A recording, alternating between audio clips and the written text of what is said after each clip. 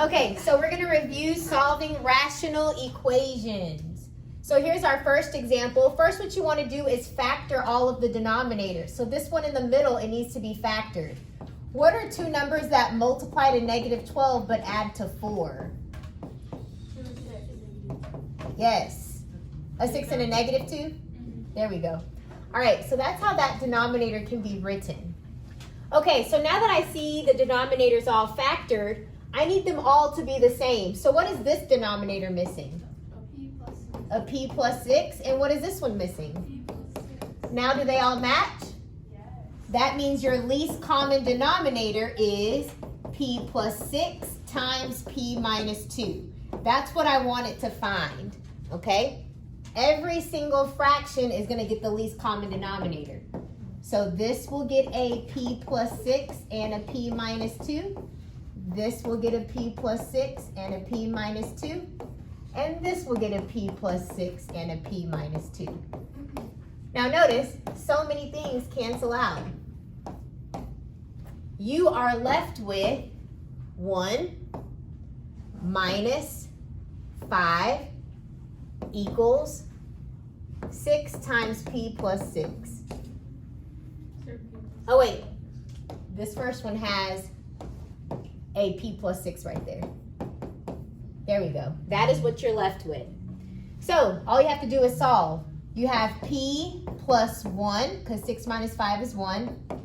And this is 6p plus 36. And then put the p's together. So subtract p, and you get 1 equals 5p plus 36. And move that 36 over here. It becomes a negative 35 equals 5p. Divide both sides by 5, you get p is negative 7. Make sure you go back and check.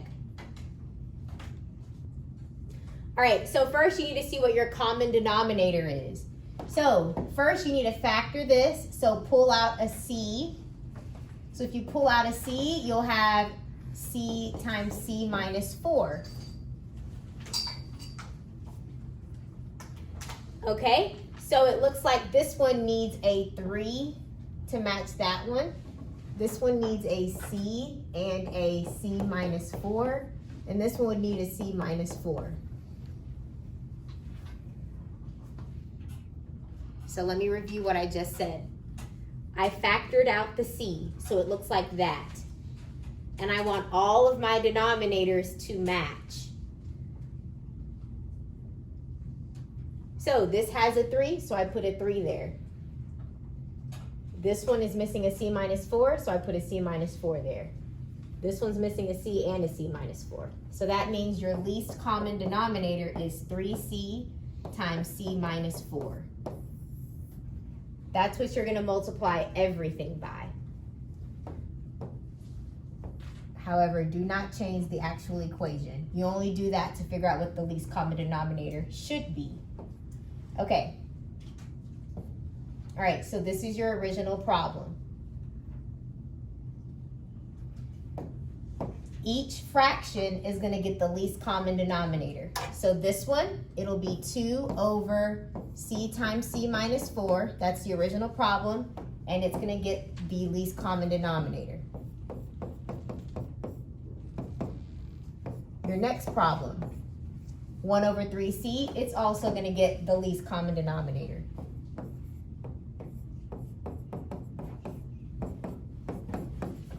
And then the 1/3, that's also going to get the least common denominator. Okay, so now cancel out the common terms. That cancels with that. You're left with 6. The 3c cancels with the 3c. You're left with c minus 4. The 3 cancels out with the 3. You're left with c times c minus 4. Now you just solve that algebraic equation. So this is 6 equals c minus 4 plus c squared minus 4c. You can combine your like terms. So you have a c squared, a c and a negative 4c, that's negative 3c. You can move this 6 over here, giving you a minus 10. Okay, now just factor that. So I need two numbers that multiply to negative 10 adds to negative 3. That's negative 5 and 2. So your factors are c minus 5 and c plus 2. So your answers are a positive 5 and a negative 2. And plug it back in to make sure it makes sense. This one, let's figure out the least common denominator.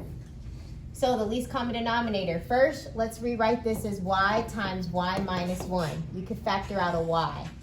So this can be written as y times y minus 1.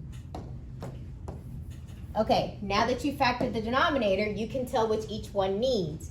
This needs a y and this needs a y. Now they all match. That means your common denominator is y times y minus 1. Okay, we figured that out. Now let's put it back how it was. Okay, so now you're going to write each fraction with the least common denominator. So I'm going to write this, I'll just put it right here. This gets a y and a y minus 1. This gets a y and a y minus 1. This one gets a y and a y minus 1. Each one got a y and a y minus 1. Now you can cancel out. That cancels with that. So you're left with y times y plus 6 minus this y cancels with that y, that canceled with that. So you're left with y minus 4. This canceled with that, so you're left with y. Now you can easily solve. So this is y squared plus 6y minus y plus 4 equals y.